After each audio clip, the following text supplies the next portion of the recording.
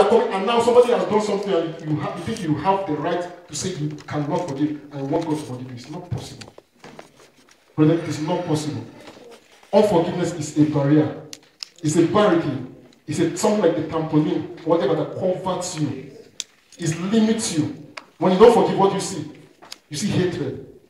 When you don't forgive, what you see? You see unhappiness. There are times you see somebody knowing that sin against you, your heart keeps. I don't know if you understand. You don't have that peace. It is a burden to you, not to the person. As a Christian, unforgiveness is a burden to you. I don't know if you rejoice in malice. It's a sin. I don't know if you feel so comfortable in unforgiveness, you don't have the right to. It is wrong. When God was saying, I am tired of this, he was saying in Matthew chapter 5, when he was teaching from verse 22, he said, if you are going to sacrifice to me, you are going to give me an offering. And then you remember that your brother has wronged you, or that you have wronged the offering. It is pointless to sacrifice to me, because I will not take it. Your sacrifice will be an abomination unto me. He said, well, drop it there. Turn back and make peace with your brother. It is until you make peace with your brother before your sacrifice will become what's reasonable to me. The boy insulted you. The boy scandalized your name. The sister said rubbish about you. The sister did several things to you. God is telling you, and so what? He's not trying to make you feel that you are supernatural. No. God understands that it's not easy. God knows it's not easy. God knows it's not easy. That's why he said his grace is sufficient. And it's not something that comes spontaneously. No. It comes when your heart is willing. God will not change you until you have an open heart. He said, I behold, I stand at the gate and I knock. If anyone hears my voice and opens, what will happen? He said, then will I come in and I shall dine with that person. So instead of closing that heart of unforgiveness, instead of holding yourself and limiting yourself, brothers, sister, instead of keeping that grudge inside you for years, it is pointless to tell you today. Because God is coming out to tell you that if you don't forgive, that means if you've not forgiven someone for 3 years, God has not forgiven you since 3 years ago.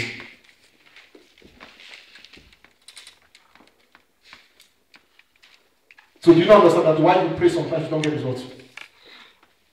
Because your prayer is an obligation to Him. You understand why you fast and cry, it doesn't change. Because your prayer is an obligation to Him.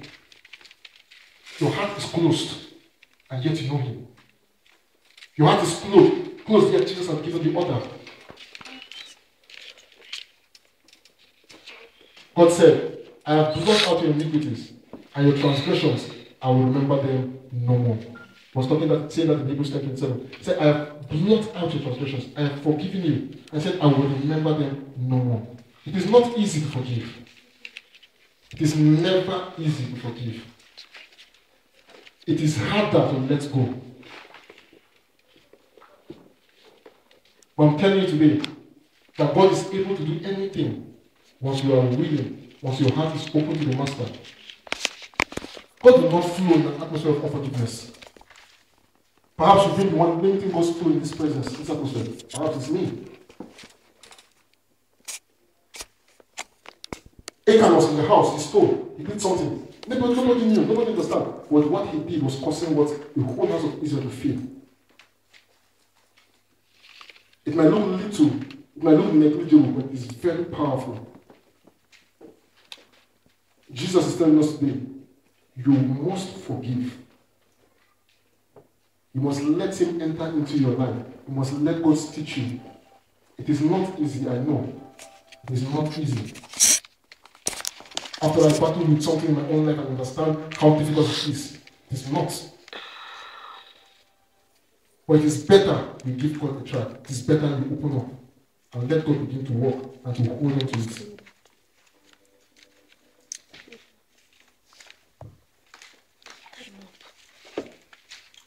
Okay. If you have unforgiveness in your heart, God is saying, He wants you to reconcile. He wants you to let go. Think behind, I don't know. Maybe your father. Maybe you have something against your father. Maybe you have something against your mother. Maybe you have something against your friend. When you have something against your leader, and then you think you are justified, you are not.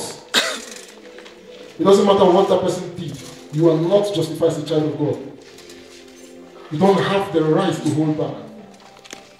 It is your responsibility to let go.